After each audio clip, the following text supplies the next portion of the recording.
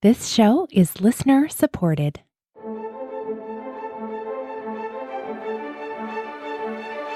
You are listening to Adoptees On, the podcast where adoptees discuss the adoption experience. This is episode 95. Sean, I'm your host, Haley Radke. We are officially back with new episodes.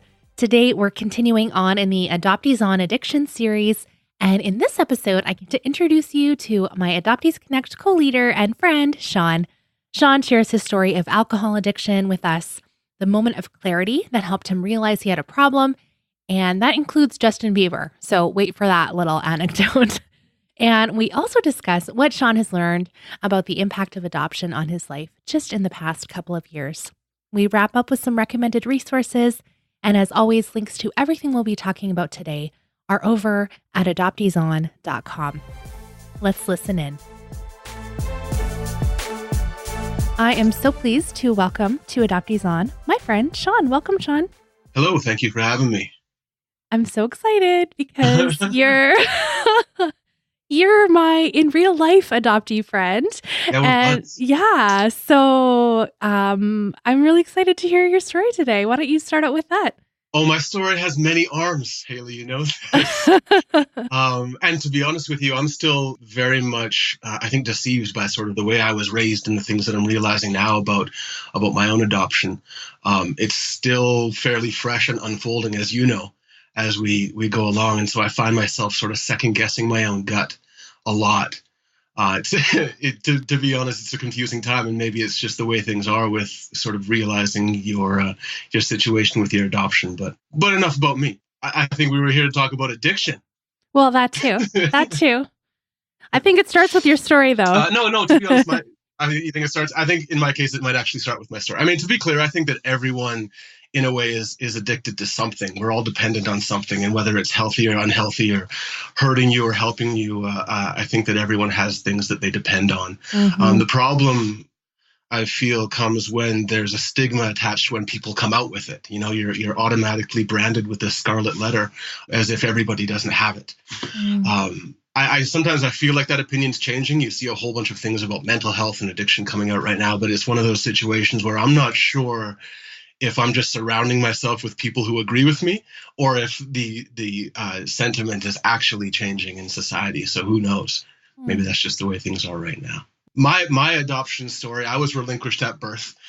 It was a planned relinquishment, meaning my mom, before I was born, knew that she wasn't going to keep me. That's something I didn't know until about 2 years ago. My biological father was a sort of recently moved to Canada immigrant from Trinidad. We since have a relationship, and he has admitted he didn't know that I existed. Mm. Obviously, my mother did. She was a 19-year-old born and bred from Alberta, small town girl. Small town being Alberta small town, meaning the population was like around 300. Very small. That's really teeny. Well, I mean, Alberta small towns are exactly what you would assume Alberta small towns to be in every possible way. Yeah. Right? So I could only imagine some of the pressures that she must have felt with the makeup of me in a situation like that in the mid-70s, right? Mm-hmm. And basically that was the end of that, and so it goes. I was adopted to a white couple in their 30s, which automatically made me a transracial adoptee. They had another adopted kid, also white. He went through the foster care system. He was about 3 years older than me. And when we were growing up, we moved around a lot. We bounced every, year, 2 years or so across the country, from places in the same city, from places in the same province. We didn't really have a strong sense of roots. Addiction wasn't really a topic in any form that was brought up in my house, but there was always alcohol in the house. I would say that I'd be confident in saying that every day there was somebody, you come home from work and you have a scotch, or you drink beer while you do your housework, and that's just sort of the way things were. It was completely normalized. And I still, despite my own beliefs about alcohol or drugs or what they do to your body, or what I think now, I still have this strange misconception that it's completely normal to just have drinks every day if you want to. I'm fine with it, even though as of right now, I don't. Mm. I guess my upbringing, in sort of the environment I was in, created this perfect storm.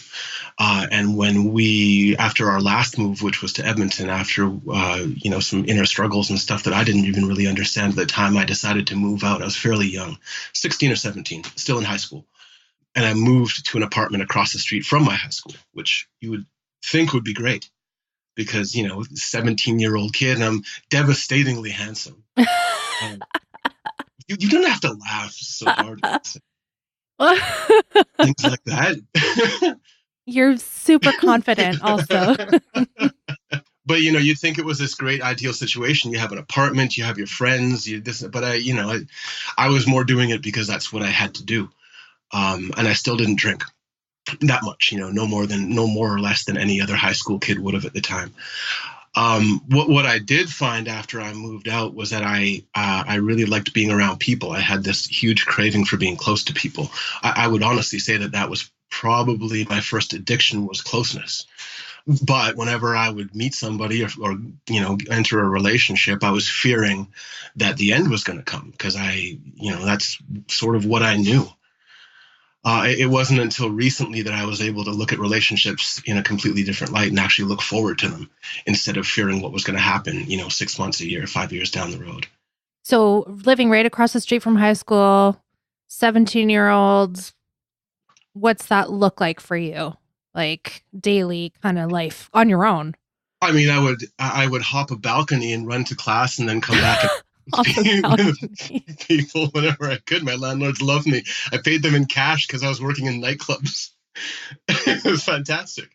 But I mean, as far as the relationship stuff go, if or anything in that matter, if something felt good, I did it. I had autonomy in my life. I was underage and independent, and justifiably independent because I was working and making money, and trying to go to school, even though I was probably failing horribly at it.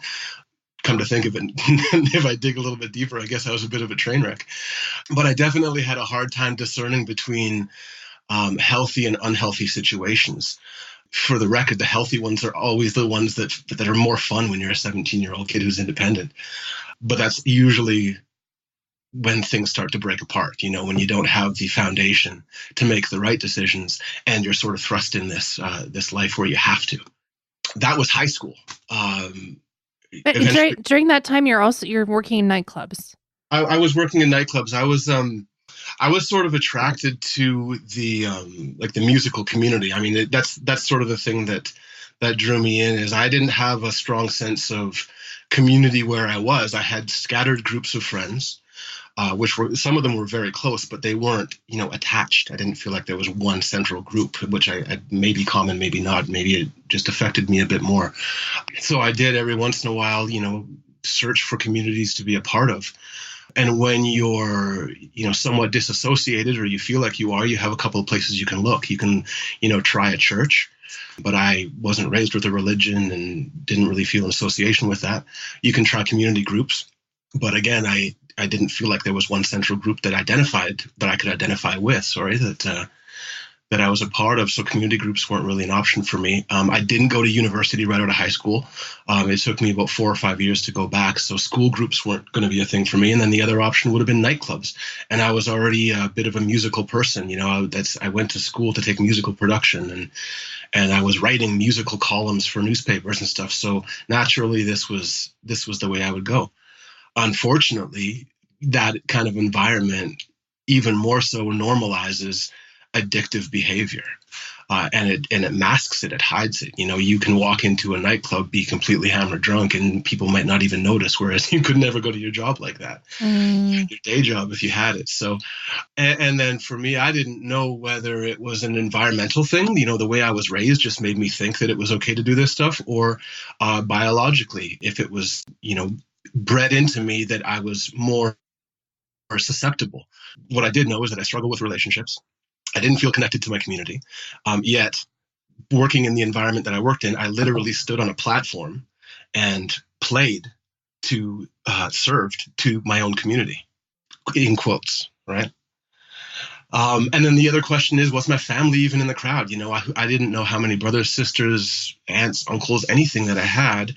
And I was catering to a Black community in a city without an enormous Black community, right? So I had no idea who was there and who wasn't there, and if they knew I existed, if any of that stuff. It was a very confusing time. And so drinking was my thing. That's what helped me become social, especially being or feeling like I was an outsider. What did that drinking look like for you? So you're a young man, you've graduated high school, you're working. What does it look like day to day? It's tough to identify because at the time you don't really recognize anything as a problem because, like I said, I was in an environment where that was just what people did. And so you can really hide any negative behaviors that you have, right? And with that said, it's easy to let that get away with you. You know, addiction, drinking, drugs, anything that you do, it can be a lot like riding a bike with no brakes down a hill. It's only going to gain momentum. And the farther you ride and the faster you move, the harder it is to stop. It doesn't care who's in the way. You know, people can yell and scream and they can jump around all they want, but they're moving. Mm. Beep. Do you have a sensor noise? Yeah. No, you just duck out, don't you? Jen beeps it. Oh, is there a beep? What's the beep? Is it a high pitch? She does a couple different ones. It's always a surprise to me what the beep's going to be. for this, and I want you to leave this part in. For this episode only, could you make, because I promise I'll keep it to a minimum, but every time I swear, could you put in a soundbite of Macho Man Randy Savage going, dig it? No, but good ask. I tried. You could just sample mine if you want to. Where was I? You're trying to get away with swearing on a clean show. Okay. You're talking about momentum and how it just snowballs and it doesn't matter what people are saying to you. You're in it. It's moving. Well, and when you're doing that, you never are able to really address it, right? Because you don't even know what's happening. So I went along with my life. You know, I went back to school. I started writing professionally. I started working in office jobs. I moved. But when how you're acting and how you're meant to act are so misaligned for so long, you're bound to crash. And all of those things that I just named, those were all just sort of things in the way of my brakeless bike. You know, eventually all you can do is jump off, and that's going to hurt for a while. It might hurt forever. Well, what were some of the things that you ran into? In terms of what? Well, like, did it affect your job or relationship? Like, do you have examples of any of that? Well, I mean, in my case, it was a very slow on-ramp and then like a really hard fall off a cliff because you're drinking, so you're tired all the time. So you find a doctor who'll give you pills because you can't sleep, and then that'll help with that. But then you sort of normalize your schedule based on these synthetics, and then eventually you convince yourself, at least in my case, that as long as you're keeping it legal, you know, as long as you're doing the things that are okay from doctors and stores and stuff like that, you're better than if you were doing the stuff from the illegal sources. Mm. As long as I was maintaining, I was succeeding, and I became very good at juggling things. You know, I had a good job. I had a few good jobs. I had a few relationships. My priorities more became about the juggling, not the health or the weight or the behaviors that I was acting out on. And to be honest, I didn't recognize my problem. And that's what, for me, my addiction is it completely hid my problem. Whatever it was that was motivating me, it was telling me that my decisions were justified. And it took me a while to realize that it was always lying, is always lying in all ways to you. So everything, you know, all of the stuff that I just named were things that were completely ruined, if not heavily damaged, by whatever it was that was guiding me at the time. What does going off the cliff look like? Oh, man. Do we want to go there? Going off the cliff landed me with, I isolated myself.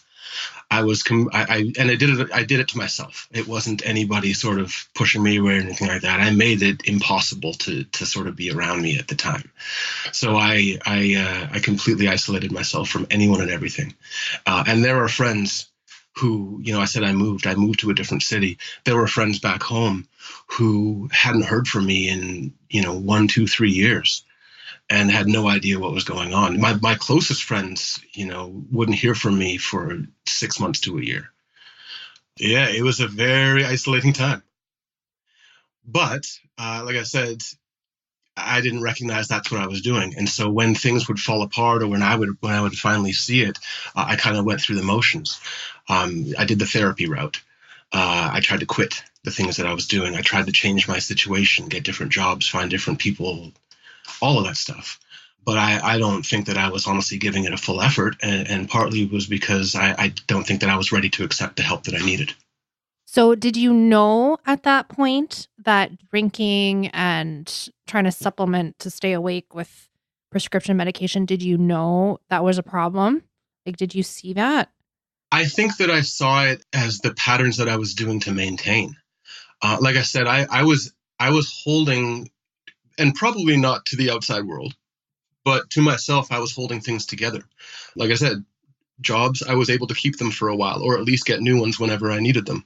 I had a wide enough net of associations and good people around me that, if I lost some people along the way, there were some more people somewhere else who would bring me in. So I don't honestly think that I ever recognized when and where rock bottom was when I was there. Mm-hmm. It wasn't until long after, when I started digging out, that I saw where I had been. Because I'm curious about this. You said you went to therapy.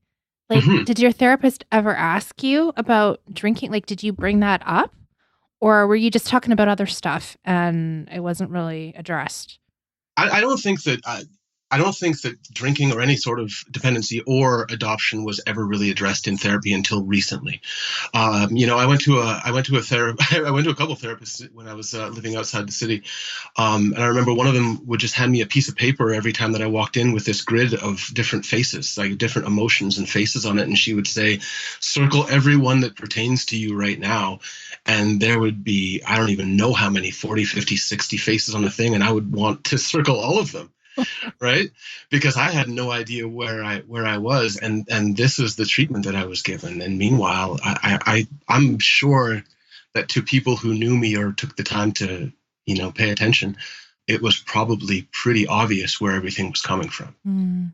Yeah. And I think that is another one of those things that I'm hoping is changing as times go on, is that we're seeing that there's a definite link between really any type of childhood trauma, but specifically adoption, relinquishment, foster care, abandonment, those kinds of things, and the number of people who are dependent on something, mm-hmm. And hurting themselves in the process. I think that there's an obvious connection there. Yeah, definitely. Anecdotally, that's the pattern I have seen, but I'm curious to see if there will be studies coming out addressing any of that, Well, and it's another one of those things, right? Like, are people really coming around, or are you and I just surrounding ourselves with people who see it the same way? Yeah, exactly. Exactly. Let's think positively. Yeah. Okay, so going back to you and your story, you said kind of it's only when you look back you can see where rock bottom was, and like what eventually led you to quit drinking? Luck, situation, the right people. I don't think that there's one clear path for it that you can. If there was, okay, you gotta elaborate on saying luck. Okay. Luck. I had a number of situations that happened, and when I say luck, I don't always mean good luck, but there were a number of situations that happened in succession in my life that sort of led me to realize what was happening. First one was my first daughter was born. And everyone has said this when their first kid is born, is that they just see things in a different way. Yeah, when she was born, it really made me kind of reassess where I was and what I was doing. And then shortly after that, about a year later, my adoptive dad passed away from relatively young, from health-related issues, mostly just not taking care of his own health. And then I had a very close friend who was my age. And I started to see his health deteriorating from the same things that I was doing to myself. So those three things, I think, it was like a 1, 2, 3 punch, made me realize where my life was going, what was happening, what I was doing to myself. So what part of that led you to stop drinking? Like, what was did you have a moment? Did you have somebody come to you and be like, look at this? Or well, I used to tell people that when my first kid was born, that I saw some pictures of myself and I was holding like a beer can in the background and I didn't like the way it looked. That's complete bull. Dig it. Now you have to leave it in. The truth was that I was sitting down with that close friend that I mentioned, and it was Grey Cup. It was a Grey Cup weekend. It was the Grey Cup weekend where Justin Bieber was singing at the halftime show. And so I can justifiably say that Justin Bieber is the reason that I had to stop. I had to. Yeah, we were having a conversation, and something that he said while that halftime show was going on, he meant it one way, I heard it a different way, and I've related it before as, when there's a movie, when you're watching a movie and there's an explosion that goes off, but the second before the explosion, all of the air gets sucked out and it's complete silence. When he made a couple of comments, I kind of felt that for about 3-4 seconds, this complete silence in the room. And had this moment of clarity. And that was the thing that just kind of made me say, all right, I kind of see it now. I see what I'm doing. I see how I'm hurting people. I see how I'm hurting myself. This isn't the way that I want to go.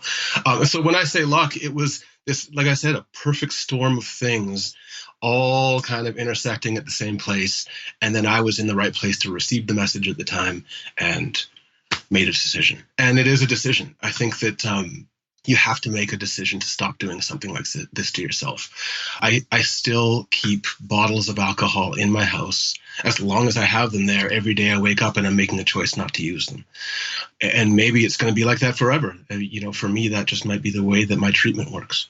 Other people, I'm sure, are different. I hope so, because it's not the most fun route to take. But you just stopped drinking. Like, you heard Justin Bieber, the air got sucked out of the room, and you stopped drinking. It was and I tried, to be honest, I'd tried in the past with obvious lack of success at various times, sometimes for a day, sometimes for a week. Sometimes when I'd start a new job or try to go back to school, or, I would cut it out for a while and then always slip back into it. As of right now, I'm at my 6-year mark. So it has been a while. Congratulations. Thank you so much. But like I say, it's a decision every day. Mm-hmm. And at least as long as I hold that in my back pocket, I know that that it's a choice that I'm making and not something that I have to do or else, So, we kind of touched on this, that we don't really know, but we're presuming that there's a link between childhood trauma and addictive behaviors. And, thinking back to your growing up years, and you are relinquished and adopted, and then the lifestyle too, just so transient, place to place, and just not that stability. Is that a pretty clear link for you personally? I think that it's important in one way or another, especially for people who have any kind of attachment, abandonment issues, to have some sense of roots. And the moving is fine as long as there's another form of foundation. Connection with a birth family, strong awareness at home of what the situations are that are going to come up.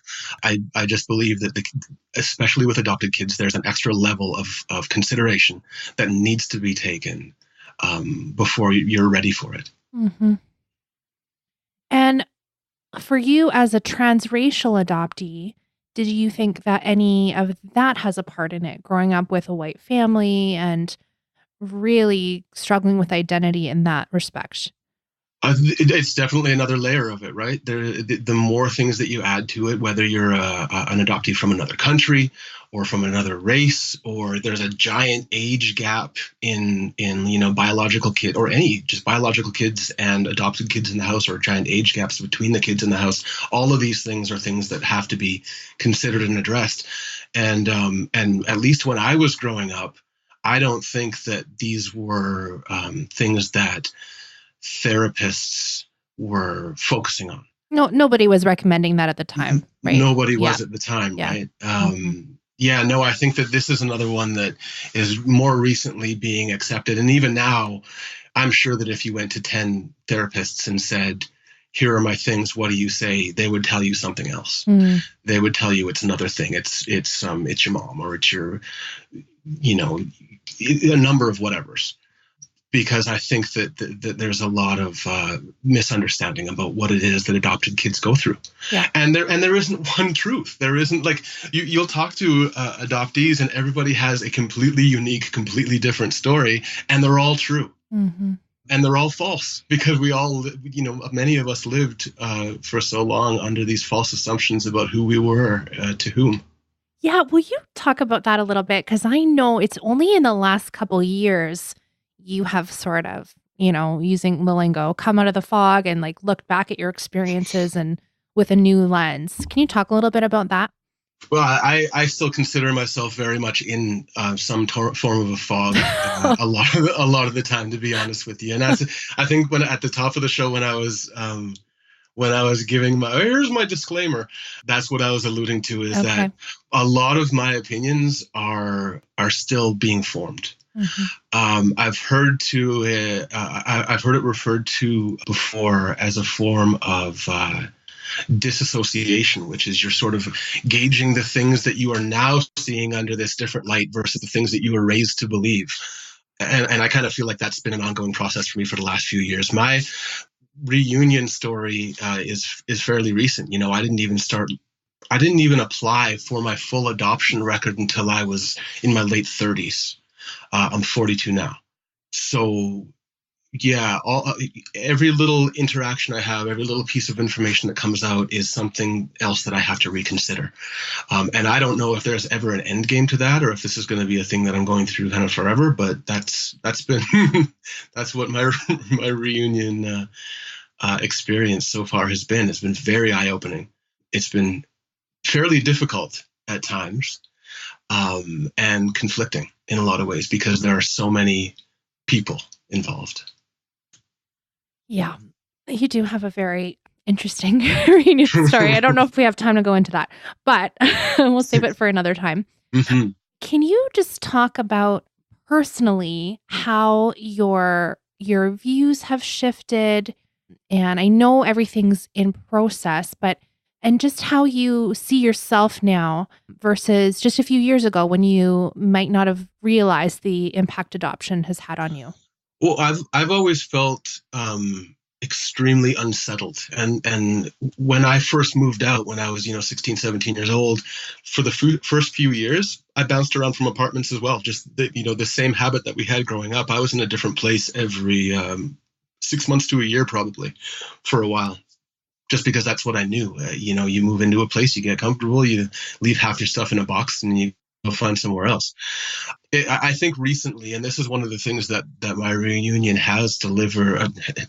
Here's one of the things that my reunion has sort of presented to me, is that there is much more a feeling of roots.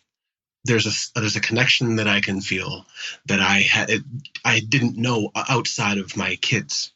In the past, my first daughter was the first blood relative that I ever knew. Mm-hmm.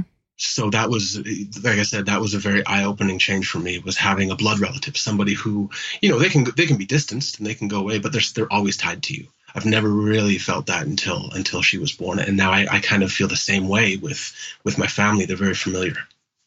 And I know that you discovered, you've always loved music, and that's always been really important to you. And then in reunion, you discovered this connection as well with your biological family. And how does knowing that shift you? Does it? Yeah, well, it's funny how DNA works, isn't it? I was sort of. And I grew up with, my adoptive family had musical people in it. My grandparents played multiple instruments and this and that, but I was never really classically trained to play anything. I was just sort of drawn towards playing music. from when I was a kid and when I moved out and started working in it professionally and writing in the industry. And I found, since reuniting with my family, that pretty much everybody in the family has a musical talent, and many of them have and do it professionally, teaching, performing, writing, playing, singing, all different kinds of musical talents in the family. So it's interesting to see this thing that for the longest time, pushing 40 years, kind of made me feel like, why do I have this? And then the rest of the family kind of doesn't have this. To go into a situation where, this is just the way things are. There's music. I just imagine for you that just must feel like there's a reason for this. And of course I love it. And not that you needed permission to, but it was kind of like, here's the answer. I found that in my reunion too, when I connected some little idiosyncrasies, it just made things kind of makes a little more sense. Mm-hmm. Yeah, it does. It's reunions can go, a multitude of ways, right? And we've probably heard stories of them going in every different direction. Yep. But the one constant is that you get answers. Mm. And you get some of these gaps filled in, whether the filling in is a positive or a negative for you, that's up to the situation. Mm-hmm. But you do get the answers that you've kind of been seeking. At least in my case, that's what it was, is the answers were there and the people existed. Yes. Okay. Thank you. Is there anything else that you want to talk about on the addiction side? Anything else you want to tell us or give advice to us about? Anything like that? I don't think that there's any advice that can be given, because it's like I said, every situation is going to be completely different. And mine, I had my things that I was caught up on, but that's a completely different situation than anybody else out there. Mm-hmm. To take care of yourself, get good people around you, seek therapy if you can, and find a good therapist. And I know you're really fortunate with that, because you found an adoptee who is also adoptee competent therapist. Oh, did I ever luck out at the exact right time? Yeah, it's having somebody who, he pointed me in the direction. Mm-hmm. Having somebody who was able to look at it from under that scope was a huge benefit. Yeah. Throughout my entire journey. And who knows where I would be if I didn't find that, right? Yeah, I get it. I totally get it. Yeah. One of the things you mentioned was having great people around you. And I think that's awesome advice for all of us that are adoptees. So let's go into our recommended resources. And Sean and I are friends because we are running the Adoptees Connect Edmonton group together. And yeah, which is awesome. Awesome. So exciting.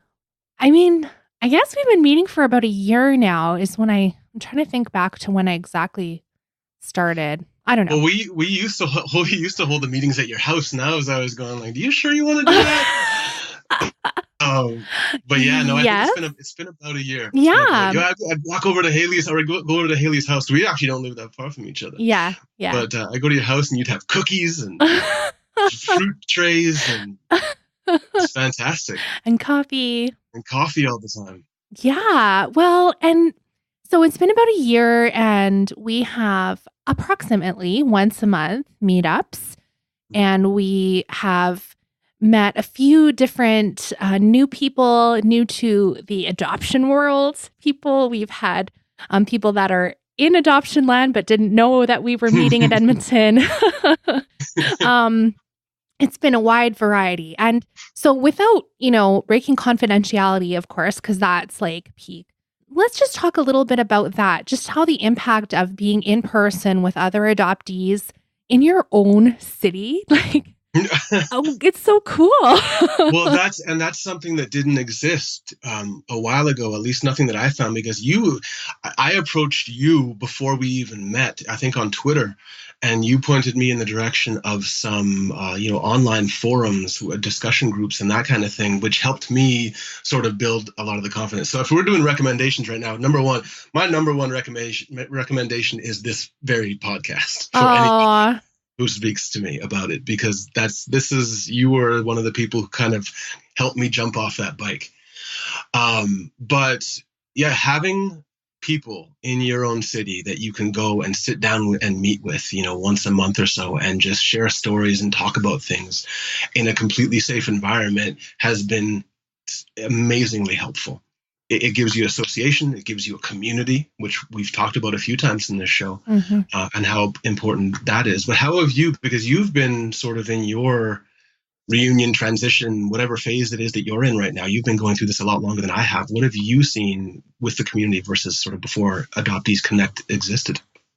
Well, I think the in-person factor, I had no idea how important that was. And this isn't personal to me, but I have seen people have like huge aha moments in our group, just talking about something that you and I, now that we've been in it for a little while, we would just be like, of course, that's why this is the way it is. Like, of course, right? Yeah. But someone who is new or hasn't been around a lot of adoptees, like, has this breakthrough. That is incredible.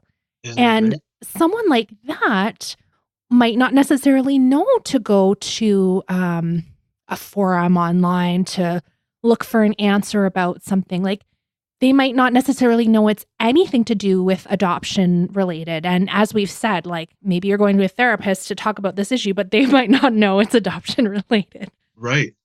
No, you're absolutely right. And since everybody's in a different phase of this whole kind of journey, it's a beautiful thing when you can see somebody have one of those revelations, whether it's based off of, a common conversation we would have or something that we're realizing at the same time. Just having that dialogue is what helps bring the ideas out.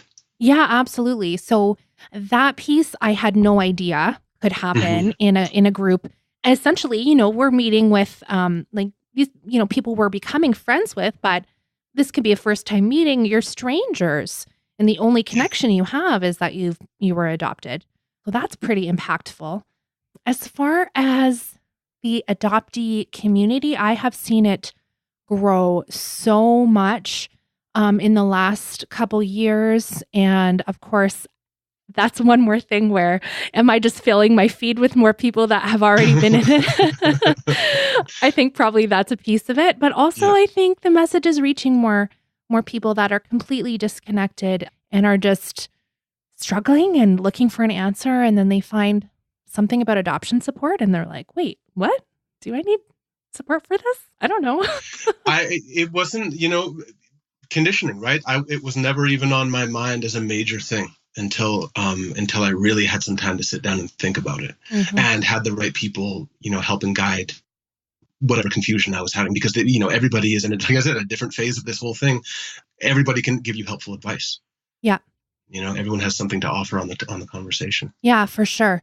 So, that's our first, that'll be our joint recommended resource is Absolutely. Adoptees Connect. Specifically, if you're in the Edmonton area, you can go to the Adoptees Connect YEG page on Facebook and just send us a message. It'll go to me or Sean, and we can add you into the secret group. We'll have postings up there when our next meetings are. Sean has convinced me to move the meetings out of my living room to a coffee shop. So if you've ever wanted to see my living room, I'm so sorry. You can blame Sean for meeting at a neutral location. And I'm now gluten-free. So, right. you don't have to eat my gross gluten-free cookies. So bonus all around. Are these cookies or biscuits? Hockey pucks. Hockey pucks? Hockey pucks. Gotcha. Yeah, actually, I haven't attempted gluten-free cookies yet. I'm just new. Very new in this whole gluten-free world. You're going to have to let me know how that goes. Yeah. Well, you just remember, I used to make the best cookies. Like, I just did. And so now it's very sad to be in this new space. Okay. Now, this is totally not serious. And we're going to get back to a serious recommendation with yours in a minute. But I picked out a Facebook page that I've been enjoying very much. And this is not for everyone. But if you like to make fun of adoption and you like a little satire in your life and you feel a little snarky, then this is for you. Okay. It's the Facebook page called No Baby Saviors. Mm-hmm. I'm very familiar with No I Baby know. Saviors. And I'm so sad because I was like, oh, I'm going to show Sean something new and he's really going to love it. And then I went and looked and you already like the page. So it's nothing new. But I'm going to just read a couple things from their page because it's so funny. And then you can decide for yourself if you want to see more of this snark. And so they describe themselves as an irreverent, satirical look at the U.S. adoption industry, a space where, in quotation marks, brave birth mothers and white privilege have a cup of tea. Okay. Now, as we're recording this, The Bachelor is just launching again. So here's a Bachelor-themed post from No Baby Saviors. Okay, so the graphic is a bouquet of roses, and it says, "Stay tuned this week for the hopeful adoptive parent rose ceremony on The Birth Mom." And here's the description. "Watch as 36 hopeful adoptive couples do ridiculous stunts to compete for the attention and trust of a single white birth mom. They only have 3 weeks to make a lasting impression. She's about to pop. Will they be able to hide their crazy long enough to win the coveted role of parent?" Who will be chosen? Oh my gosh. "Will they keep all the absurd promises made during the highly emotional and critical moments? Will mother and baby ever see each other again?" The Birth Mom premieres tonight on NBS. Don't miss it. Wow. I mean, it's funny because it's partially true sometimes. Actually true sometimes, yeah. Okay. Take us back to the serious. What do you want to recommend? Oh, my recommendations. Okay, so there's an author named Jeanette Winterson, who was the author of Oranges Are Not the Only Fruit. And while she was writing she's an adoptee, and while she was writing Oranges Are Not the Only Fruit, she was also writing a bit of a memoir of certain points of her life called Why Be Happy When You Could Be Normal? And it talks about her upbringing. Her struggle was with a sort of aggressively religious adoptive family, and how that's affected her in her adult life. It's a really great read. That would be one of my first recommendations. And then second, there's a video that I've heard other adoptees recommend on your show, and I'm going to do the exact same thing. It's not the most entertaining video in the world. It's I believe it's just called Adoption and Addiction by Paul Sunderland. It's an old British man standing in a lecture room talking to a classroom for like 45 minutes. It's, like I said, it's not going to grip you. But the information within, the things he's saying, the stats, the trends he's seeing really resonated with what I was seeing on my side. So Adoption and Addiction video, it's up on YouTube completely free, by Paul Sunderland is my second recommendation. Well, and there's a reason that multiple people have recommended it on the show. Mm-hmm. It's an expert who has a ton of experience in this field. He knows exactly what he's talking about. And the stuff he shares is kind of like mind-blowing. Yes. So if you have any addictive behaviors, like Sean said, many of us do, you're just kind of puzzled about it, definitely check that video out. It's very interesting, even if it is dry. Very dry. Very dry. Just like our weather here. Well, Isn't it? Isn't it? If you want to come and hang out with me and Sean in person, you live in Edmonton or the surrounding area, come and hang out with us at our next meetup. It's been so amazing to build friendships and to feel in person supported. Like, it's so great. I'm just so honored to be able to do that with you. And we've been seeing new people come out all the time. Yeah.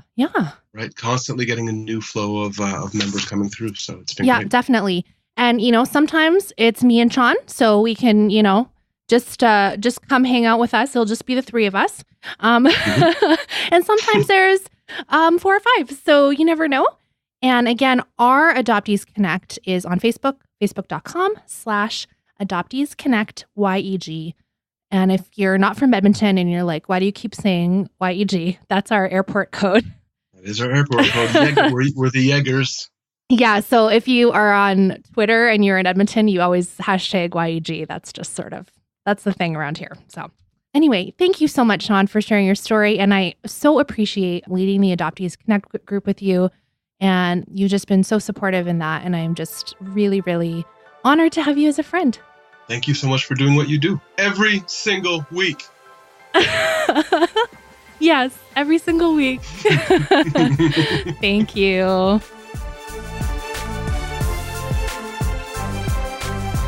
If you'd like to connect with Sean, there's 2 ways. If you're on Twitter, you can find him there. His Twitter handle is linked in the show notes, which you can find if you click through on your podcast app or head over to the Adoptees On website where you can find the show notes for all of our episodes. Or if you're not on Twitter, you could send a note to our Adoptees Connect Edmonton Facebook page, and Sean or I will see that. And you guys, I'm so excited to be back making new episodes. I've had some really, really great interviews with some special guests that are coming up soon. Thank you so much to my monthly Patreon supporters.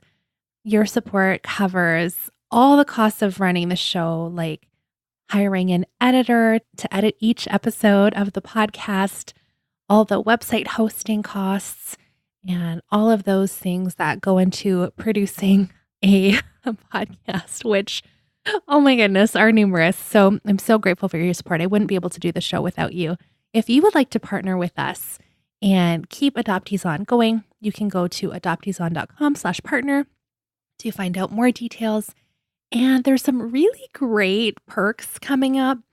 We have been working behind the scenes to have a more regular Adoptees On Patreon feed that is only for monthly supporters. And you're going to see some guests whose name you recognize on that very, very soon, including Sean.